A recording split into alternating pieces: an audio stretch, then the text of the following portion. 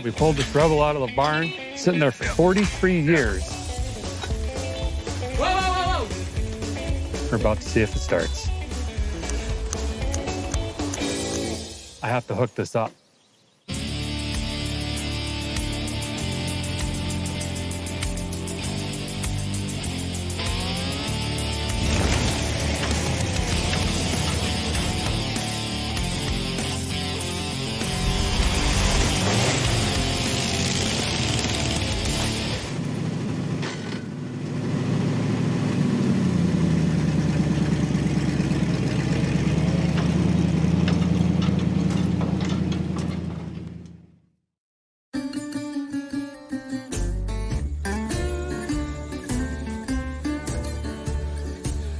Our hunt for classic cars has brought a guy to Pikeville, North Carolina to Collier Motors, which was an AMC dealer up until about 1980. Somewhere on this property is a car I got my eyes on. It's a 1967 AMC Rebel SST convertible. Only 1,686 were made. Mind-boggling. Let's go see if we can find it. Javelins. Lots of them. Collier Motors opened way back in 1955 as an AMC dealership under Robert Collier and successfully operated all the way into the mid-80s until AMC started having economic and leadership troubles, which ultimately led to their demise. Unfortunately, Robert has passed away, but his son Robbie is still operating the lot to this day, although most of the inventory has sat untouched since the 1980s. Got a little Alice Chalmers tractor here. I see a Dodge Daytona, another Cadillac, and tow truck. You know I like tow trucks. It's a Chevrolet.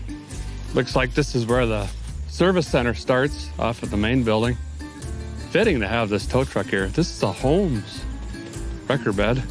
Believe it and or don't. There's a Pontiac Firebird right there.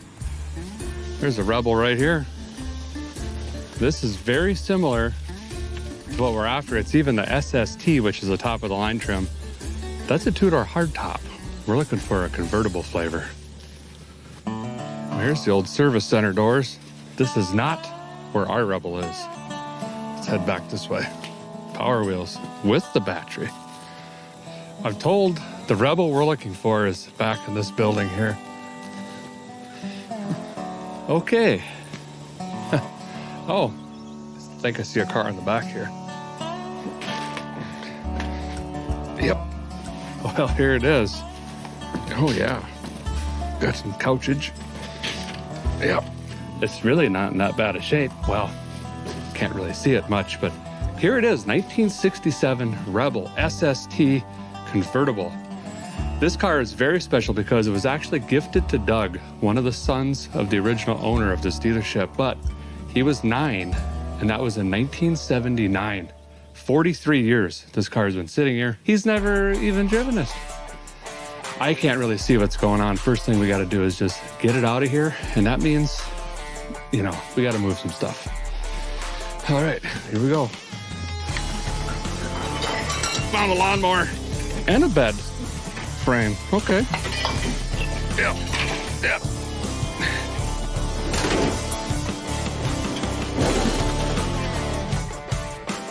I don't know what's happening.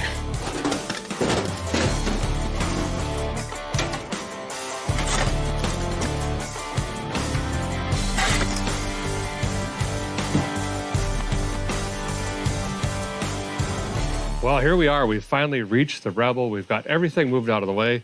Surprisingly, 3 of the 4 tires are holding air pretty well. That's those old bias plies.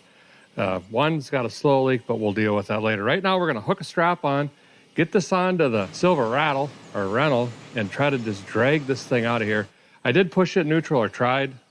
The wheels are unfortunately locked up. So I'm hoping in the distance of the shed, they break free. Probably not. Okay, here we go. Well, they could have put more provisions for towing. I guess we're going there. This is Sean, good friend and producer. He's going to be wheeling the silver rattle here. So if you hit the door, just keep going. Make it wider for me. Keep on going. All right. Feet are the onions. Hold on. Stop, stop, stop. Well, I have painted myself into a corner. there something in the way?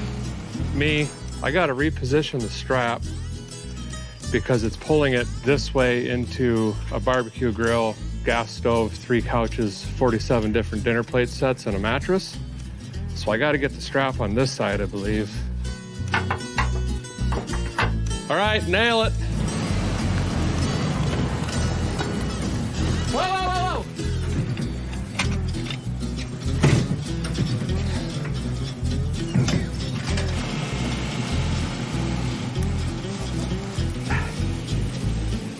Come on, wheel, break free. Break free. Right now, break free. Do it. Do the thing. There you go. Trying. Shut her down. It's outside. For the first time in 43 years, this car is getting some daylight. It needs a little love. Let's walk around this thing, drink it up a little bit, see what we're working with here. Right away, I noticed the 343 badge on this side, but on this side, it has the original 290. The Rebels actually had 8 different engine variations, ranging in displacement all the way up to the 390. And if you got the machine, the legendary machine in 1970 with the iconic red, white, and blue paint, you got the high output 390, about 345 horse. This one has a 343 in it, right there. Good engine, pretty quick little devils. And it looks like we got completage. I mean, everything appears to be there. Of course, every hose, lightning hose, everything is pretty well rotted out of it, but fuel make it happeners here, water whirler, charging whirler. Body-wise, it's been wrecked back here. I see some Bondo back there. Quarter panel still looks pretty straight though. Door opens and closes, some more primer in the jamb. It's definitely been painted. This isn't the original paint or color, it's close. This side, a little bit more body damage. Someone was cleaning ditches with it. This actually looks like the door might have come open too far. It got into the fender there as well. More evidence of primer repaint here. But the sills are solid. There's not really carpet in it, and I can tell you the floors are pretty solid. This quarter looks pretty good. Rear's in great shape. Bumper's a little, you know, here and there. Again, this is the SST, which is the top of the line trim model. Didn't get any better than this. Now the convertibles only came in 67 and 68, 69 they didn't make them. Convertible top probably leaks. I think I'm gonna go ahead and crawl in this, see what we got. Oh yeah, you just gotta get right in. Yeah, it's fine. Smells like a rusty wheelbarrow full of bird beaks. It's really unique. 15,079. Nope. Easily 215.79. But everything is here. Knobs, sure. We got a Selecto-matic radios here. Seats are in great shape. Probably just need some armor off. Nope, that's my back sweat cleaning it currently. Rear seats in it. A bunch of newspapers from the 70s. Looks like the top, they didn't even have it latched up. You probably drove around with the top down. I don't know, I'm speculating. Then folded her back up. Hard to say. So this says Rambler on the car. You'll see that on the hood, steering wheel, a couple different places. It was called the Rambler Rebel in 67. 68 on, they dropped the Rambler part, and it was just called the Rebel. All right, I gotta get out of here. I can't breathe. So here's what a guy's thinking. Obviously the top needs a little bit of love. Work on the interior a little bit, clean that up. This paint, pretty sure we can spit shine this. Get her shining like a diamond. So tires, brakes, and I heard the coast is about 100 miles from here. Boy, I'd love to have the top down on this thing, cruising the coast, just enjoying the car again. But first, let's see if it runs.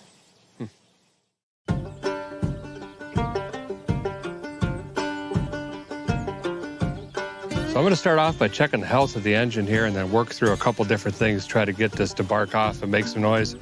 Already checked earlier, the engine does rotate back and forth. That's fantastic news. I still am going to pull the sparkulators out, take a look at the cylinder walls, make sure everything is good there, inspect those sparkulators, make sure we don't have any physical damage or anything wrong there. Go through the ignition system, test the lightning can, the points, go through the fuel make it happener, and then we're going to jump right in. Pour some fire maker on this thing and just, you know, can it make some noise out of the tailpipe? That would be pretty cool.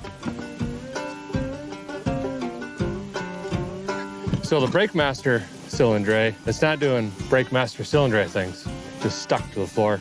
So I got to try to get this master cylinder out. But you know the deal all season long. You snap one brake line, you snap the next, and then you're 59 brake lines.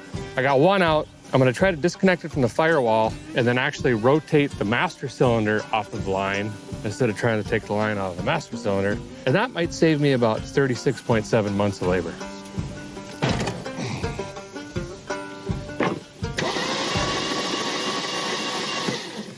Well, that's good news. As you can see, the engine actually rotates. Guy's got pretty much a whole new ignition system in here other than the cap, rotor, cleaned the points up. The lightning can, known as a coil in Canada, that was bad, replaced it. New battery wires. I confirmed we've got spark. So we're about to see if it starts. I have to hook this up.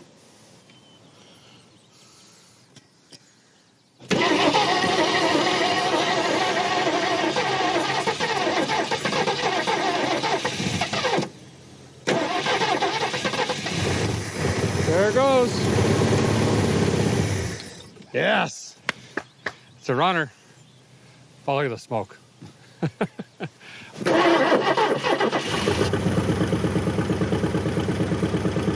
at this. That's old fuel from the tank. It's gonna sit here and idle. That's fuel from 1979. Incredible.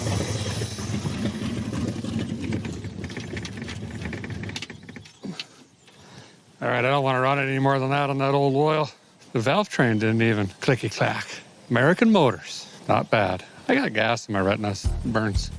Well, the car runs, but a guy's not going anywhere with this wheel locked up like this. So what I'm gonna do is call in a tow truck, hook it onto that thing, swing by the old car wash, blow this off, see what we got, and then take it right to a shop on the property here where I could start digging into this thing.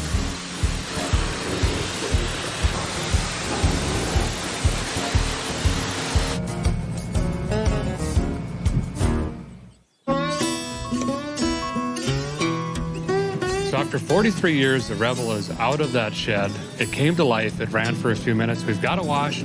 Now we've got to push in the shop where we could do some more work on this. This is Doug and Robbie. Their parents ran the dealership for many years. And Doug, your dad gave this to you when you were 9 years old. Yeah, 9 years old. And my brother, they got Javelins. He got a 74 Javelin, and my other brother got a 70 Mark Donahue Javelin. And then I got this one, but I was too young to drive it, and it needed a little work and stuff. So my dad just squirreled it away in that building, and it's been there ever since, 43 years. So this is really the first time as an adult you will probably even ever remember seeing it out of that shed. Absolutely, yeah. And I even in the shed, I was like, I wanted to see it from a distance so that it just kind of stayed protected back there with all the stuff around it, so it wouldn't be messed with. Very cool. Well, if you don't mind, I'm going to enlist you fellers. You can start taking out the seats. We can send them down to get recovered, and I'm going to start working on these brakes. All right, sounds good. All right. My dad had given my brothers their cars, and then he got this Rebel convertible, and he thought it was a cool car, and it would be a neat car for me to have, and so I thought it was awesome. He wanted to store it away so it wouldn't get damaged by the elements, wouldn't get rained on, because the top was, maybe not watertight and everything at the time. I guess what he did is he really prepared it to be stored. I was just glad to get the car out of the building, because I've been on to Douglas for a year to get the car out of the building. And to have this happen is just couldn't be any more nice, and there's no negatives that I can think of about it. We're just very thankful.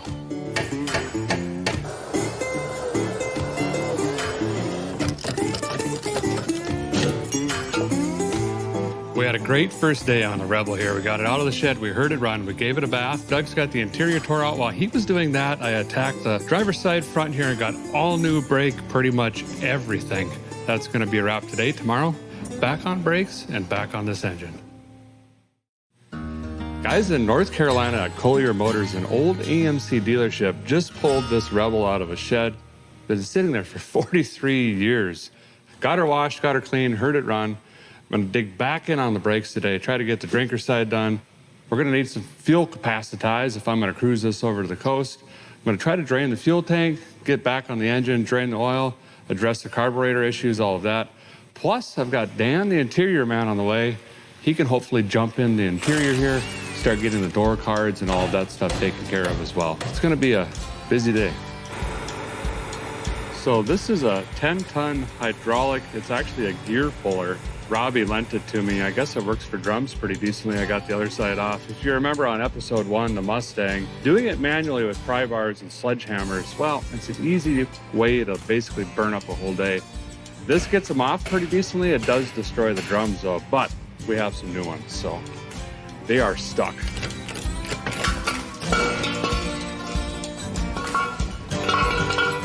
That's off now.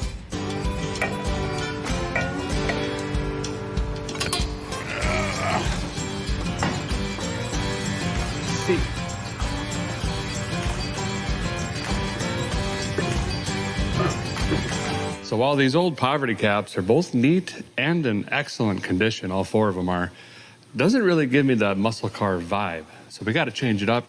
We need new tires anyway. So we're gonna go with this. Rally style wheel, 215s on the front, 245s in the back. That's gonna change the whole look of the car. Oh, got it. Yay, little victories.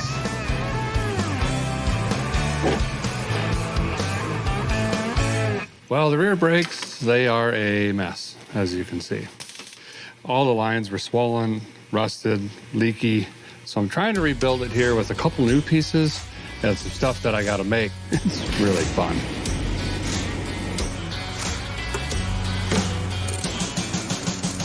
It came out of there.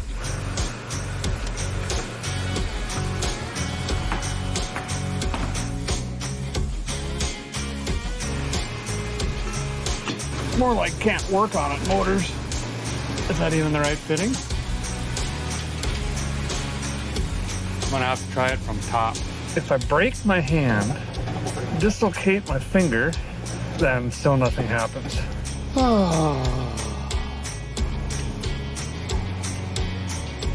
Oh, oh no.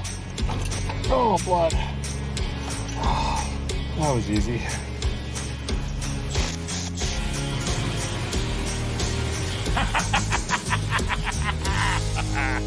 It worked.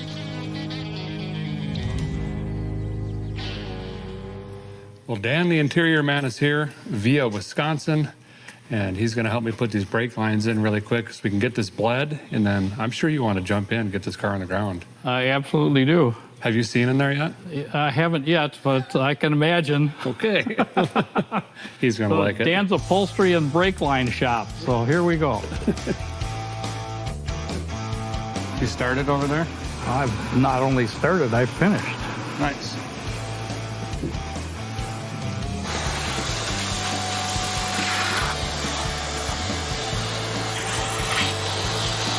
I'm going to take the window handle off, the 2 ashtrays that we're going to try and clean up a little bit, and then clean this up, and then we're going to try and spray some color coat to change the color back to the red that it was to start with.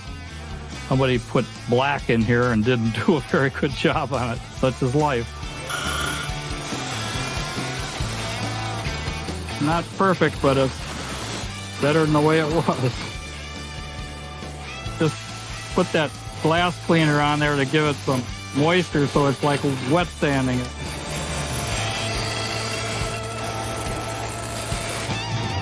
So the Rebel's got an old Carter AFB style fuel making happening on it right now. And rather than try to rebuild this, I'm gonna throw a electric choke 600 CFM Edelbrock on this, and I do have a full kit for that.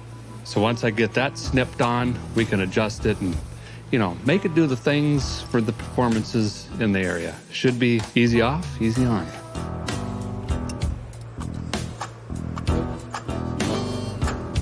I gave myself a jinx. Turns out the Edelbroken's butterflies are like 1,000th bigger than the Carter, and they won't butterfly into the intake. One of the most important things to me is you can get 105% throttle. You know what I mean? And we don't have that right now. This spacer is going to allow us to do that. Plops right on the intake. Carburetor is going to sit on here, and those butterflies will fold into the spacer instead of the intake, and then we'll have full throttle.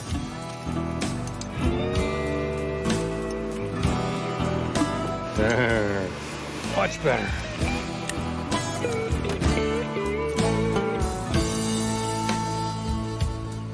So we're here at an old AMC dealership, got this car pulled out of a shed after 43 years. We heard it run for a little bit, but we spent a day on it. All new brakes, fuel lines, fuel system, ignition. We're about to get this fired up again, see if we can get it idling and test the transmission. Bring the thunders.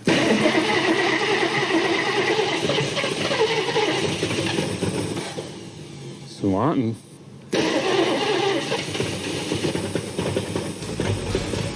That is now officially the longest it's ran in 43 years. There's fuel coming from the tank. That's old leaded fuel, 4 decades old. I'm gonna jump in, throw in gear, see if the transmission works. Yes. Reverse. Oh, that's great news. We got a transmission. We are well on our way to cruising to the coast. We officially have a running engine, shifting transmission, brakes that work. We've got the interior started on this thing. Tomorrow, we're going to continue with some maintenance on the engine here. The interior, we'll keep going on that. Seats, top, and I might even start buffalating the paint. We need this thing to look good. We'll see you bright and early tomorrow morning.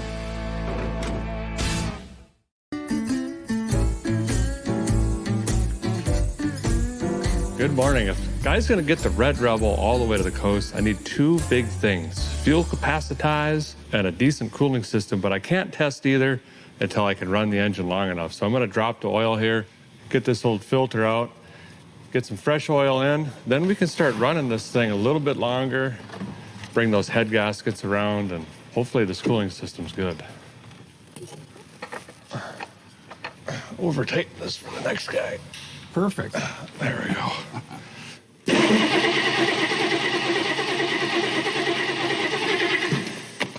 Okay, it's a real possibility. We have a plug line from the fuel tank to the fuel pump, which is not good. I don't have another fuel tank. So I got to try to figure this out somehow. Oh, this fuel line's crispier than Bob Barker's back. I'm probably going to break it getting it off.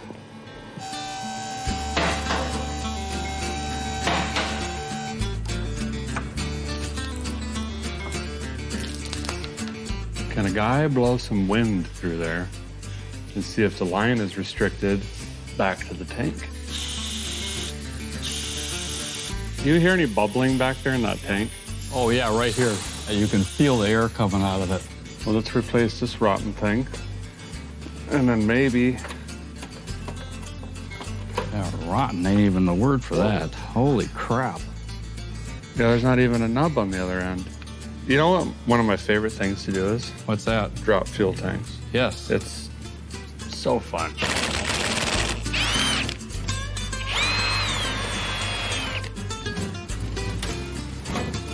Ooh. Oh, there goes the seal on the transmission jack. It's all in the karate noises, Dan. I'm sure that's it. Yeah. You little rascal. The tube's on it. So plugged tight. This tube was completely rotted off, so we cut it flush. I raised it. We're going to try to weld this back into place, essentially, so we can get our rubber line back on this and put the same old unit back in, except now the tube isn't plugged and it actually connects.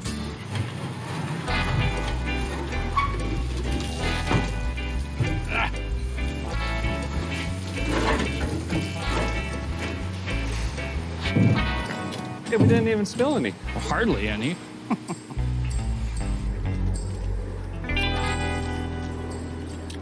It's good vinegar. So we're not able to get our hands on a new fuel tank for the Rebel here, but that's okay. There's some ways to clean these gooderish enough to just get back on the road. Most commonly, people use nuts, bolts, things with sharp edges. Even some clean, sharp rocks will do the trick. However, I've done this about 948 times, and I can tell you those are very difficult to get back out. I've found marbles to be ideal. They're much easier to get out. However, you have to work at it a little bit harder to get it clean. As far as chemicals go, we're just using some good old white vinegar and then some CLR, calcium, lime, and rust, all in which we have in here. So we're just gonna dump all this stuff in here add all these marbles, and then spend probably about an hour shaking this tank around, trying to knock free all the deposits, dump it out, put her back in. A little for me. Some for the tank. Being that all of this basically goes down your household drain, it's environmentally safe and friendly. So once we shake all this up, we can just, you know, go dump it on some weeds or pretty much anywhere on the property. We don't have to worry about disposing of it. And basically do this until your back locks up. See that's particles coming out? I've enlisted the help of a younger spine on the staff here, and he's doing excellent, actually. There. That's a lot of rust. What? So we just finished cleaning the fuel tank out here. I just dropped in the sending unit that we rebuilt there, got the ring back on. So now we can set this back in the car. New rubber fuel line off the front, new rubber for the vent, hook back up the digicals. I mean, brand new. Lost the receipts.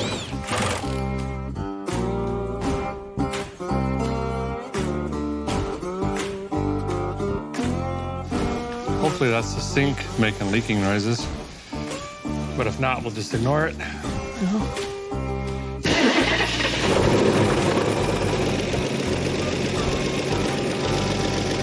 Yes. Pull it from the fuel tank. Success. Now, we can add some water, start testing the cooling system. Fingers crossed the head gaskets are good. I don't know. And the rad doesn't leak. That'd be neat. Thermostat's probably stuck. So I decided to rebuild the transmission. And what I mean by that, of course, is just dump some of the stop slip in. Once we get it fired up, I got a couple water leaks I got to fix. Good news is, worst case scenario, there's water pouring out of the side of the block. The good news is I got a lot more water. I'm gonna top this off, quick try to lift it in the air and see where it's coming from, but effectively we just added another 17 days to this project. Sweet. That's head. That could shut us down, boys. Well, it's safe to say it was not winterized correctly. It's one of those things. You park these away without the right amount of antifreeze in them, bad things can happen. That is a freeze plug. Thank goodness gracious. But absolute worst possible place to be in. Right in front of the dipstick. Oh, injury.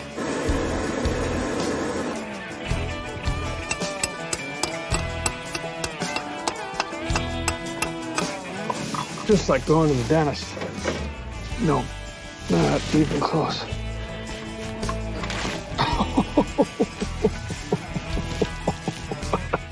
I need to go buy a scratch-off ticket. That's what was leaking.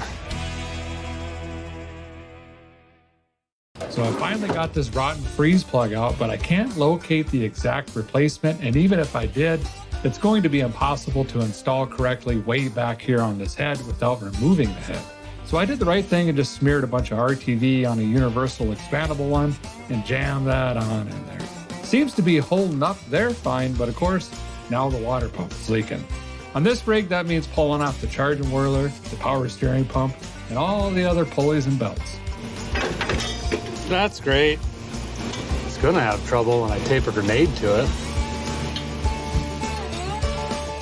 So I'm replacing the water pump up here. The guys from JB Auto Upholstery and Dan are gonna tackle the top, and they'll probably have that done before I'm done. Nope, that's a huge project. Well, we're going to have to replace the top on this vehicle, and we're lucky to have JB and David from JB's Auto Upholstery in Raleigh, North Carolina here to help us do it. In fact, they're going to do it. I'm not going to do it. You're going to help us? I'll help. Okay. I'll point and criticize.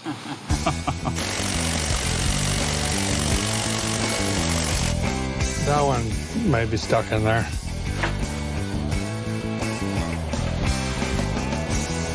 Right there is fine. Well, I'll be dipped.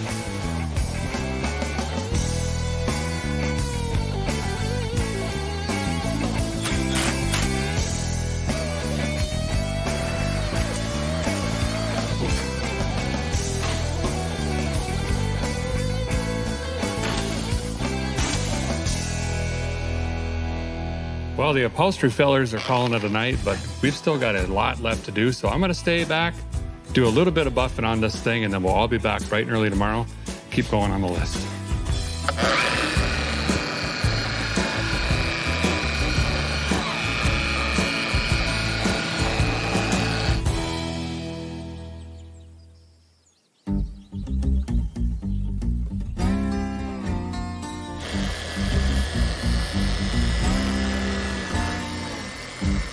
Well, the Rebel has been putting up a fight so far. As soon as a guy fixes something, something else fails. But it was sitting in a shed for 43 years, so I kind of got to give it a pass. So far, we've put new rear brakes and front brakes, including a master cylinder and some brake lines, a new 4-bar carburetor, new ignition system, a freeze plug, a water pump, a whole bunch of other stuff, but there's still work to do. The top's not done, interior's not done, and I still have some work to do under here. While I'm waiting for the guys to get here with more top material, I need to replace this crank pulley. It's rusted and rotting and just throwing shrapnel everywhere. Once I get it out, I'll show you how bad it actually is. There's the issue. It's not supposed to be Wi-Fi in there. It was adjusting its own belt size, and this shrapnel was just flinging out at us. Luckily, there's like 7,912 AMCs over here, so we'll grab another one, throw it right back on.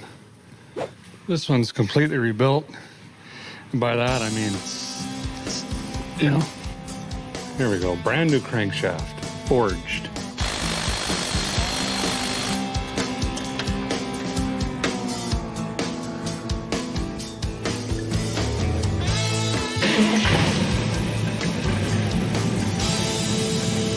Starts good. All the weird squeaking and ticking and rust pieces flying and all of that is resolved. After we put the air cleaner on, we can shut this hood one last time and done.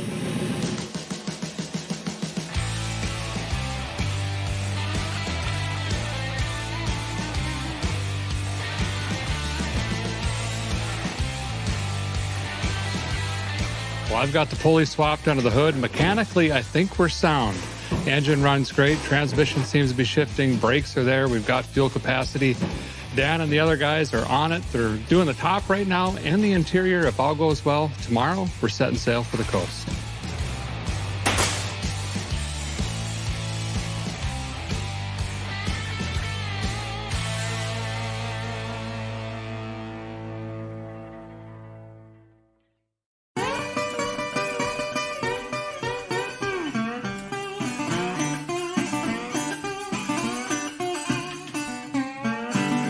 We spent the last 4 days in Pikeville here working on this beautiful 67 Rebel.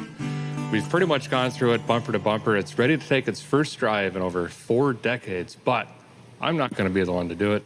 It only makes sense that you do it, Doug. Yeah, that's pretty awesome. I have never driven this car. It's kind of a childhood dream come true. Awesome. Will you jump in the captain's seat? All right. I'll hit the starter trigger. Couldn't fix everything, you know.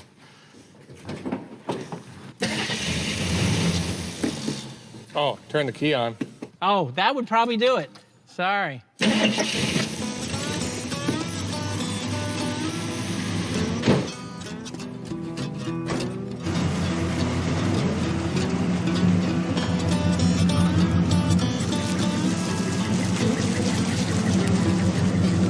It's great that you can actually drive it to the front of the dealership where it's been sitting all these years, you know? I know.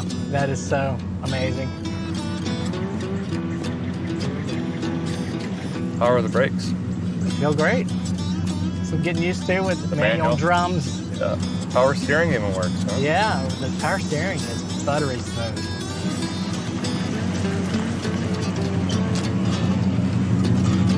It's almost kind of almost an eerie feeling driving out of here. I know, yeah. Seeing all these cars. I think my dad's probably looking down on this and he's really happy about it. He's probably looking down on us right now and he's really happy about, you know, the car coming out and being on the road again. You know what? It's a beautiful day. Why don't we put this top down? Oh, that'd be cool. Wow. That is amazing. Now we're talking. Very cool. That is so cool. So I gotta ask you, do you even remember it looking like this? You were only 9 back then. Yeah, I mean, I remember it was red. I remember my dad said it had a problem with the door we needed to fix, and you know, the top needed some fixing, but it's just amazing to see the transformation. You know, now it's roadworthy. Oh, it's been my pleasure working on the car, and I'm glad that it's a family heirloom, and I just thought it would be neat to bring it back right in front of the dealership. And we put a lot of work in the last 4 days, you know, pretty much went through it bumper to bumper. I think it looks great. It looks really good. I can't thank you guys enough. It's just a dream come true. Absolutely. It's been my pleasure. That being said, I think I would like to drive this thing. It's a beautiful day, tops down, tank full of fuel. I want to shake this down, see if I can make it to the coast. It's about 100 miles. Okay. All right.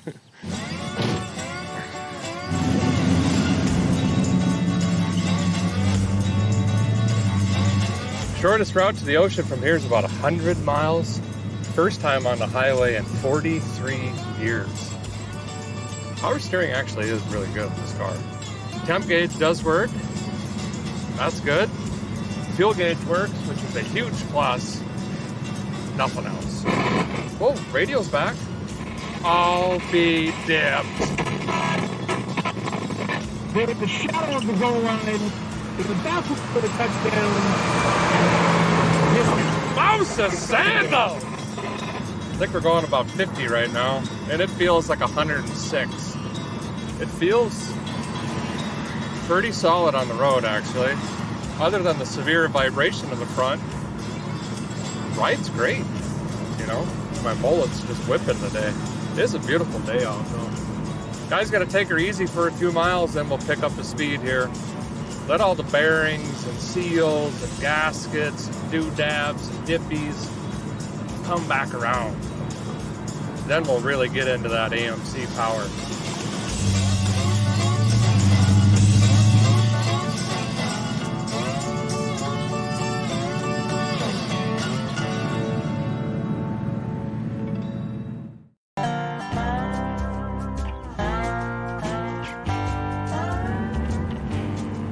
I am starting to feel, almost feels like an inside wheel bearing on the captain's side front. Drinker's side feels good, but I inspected these bearings and repacked them, and they did not look bad. So I'm not sure what happened there. But I ain't, you know, stop panicking about it, you know, and let's just wait. It's gonna be fine.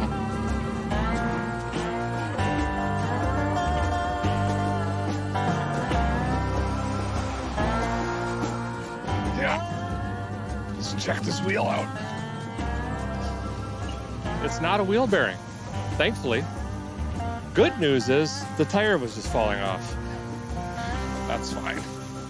In this episode of Roadworthy Rescues, I need rescued.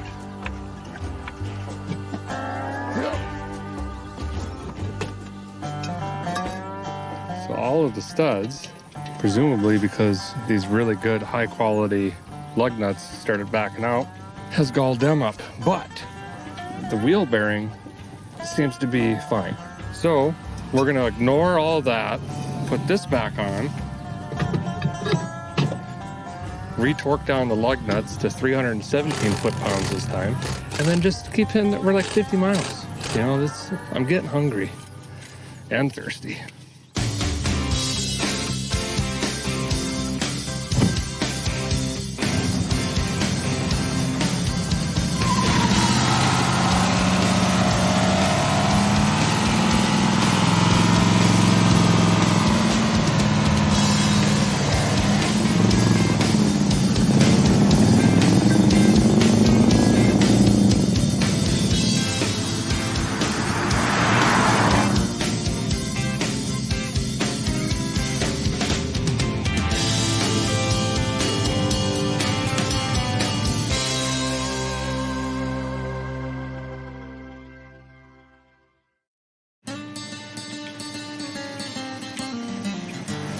Getting a little hot.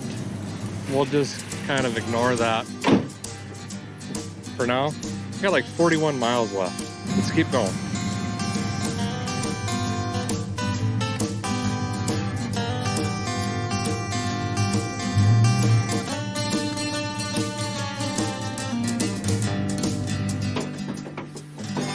What's going on, you little rascal?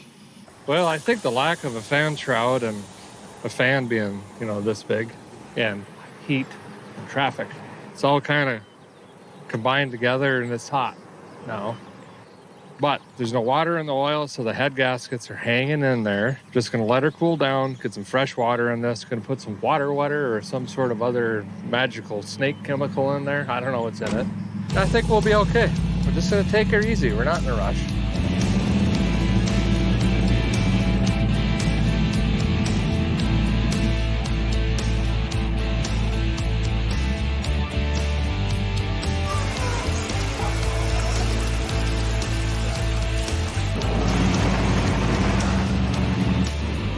I think, unfortunately, my earlier suspicions are absolutely correct.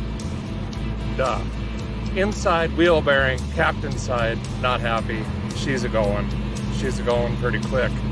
I now have like 9 miles left. Just in a nice, gentle speed. I don't want to ruin the spindle, but you can definitely feel when they let go, and then I'm going to have to pull over immediately, otherwise it'll get into that spindle. We're so close, though. Come on! Man, it is hotter than Shakira 2Ps out here. I ain't kidding. Yeah, I'm really dragging the brake right now. I have to. It's the only way I can keep it on the outside bearing. The inside one has left the building. We're gonna get into some brake fade here pretty quick, but that's what reverse gear is for. Throw her up in that.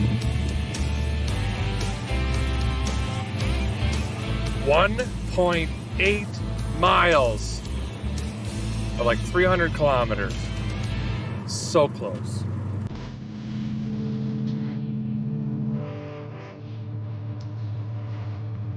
Yes, made it. Well, I think we did. A whole lot of water. We made it to Emerald Isle, 100 miles from the dealership. It's been a wild week. In just 4 days, we literally dug this out of a barn after 43 years, made some improvements and repairs, and drove it here. Feels great to get this family heirloom back on the road. That's going to do it for this episode and season 1 of Roadworthy Rescues. I hope somehow, some way in the future, I'll see you again. Go to motortrend.com/how-to for exclusive info on all of our coolest project cars and builds, including in-depth tutorials and detailed parts lists so you can make your very own classic car at home.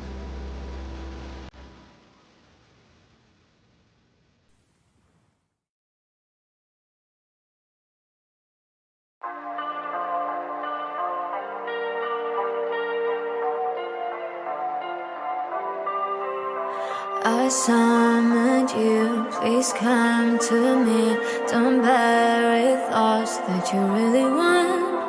I fill you up, drink from my cup. Within my life's what you really want. Come, lay me down, 'cause you know this, 'cause you know this. In the middle of the night, in the middle of the night, just call my name, I'm yours to take. In the middle of the night, in the middle of the night, I'm wide awake, I crave your taste all night long, till morning comes, I'm getting what is mine, you gon' get your son, oh, in the middle of the night, in the middle of the night, oh.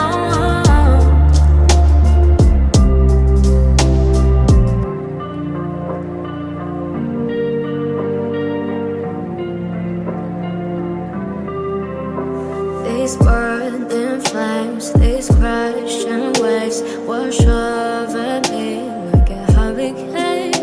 I captivate, you're hypnotized, feel powerful, but it's me again.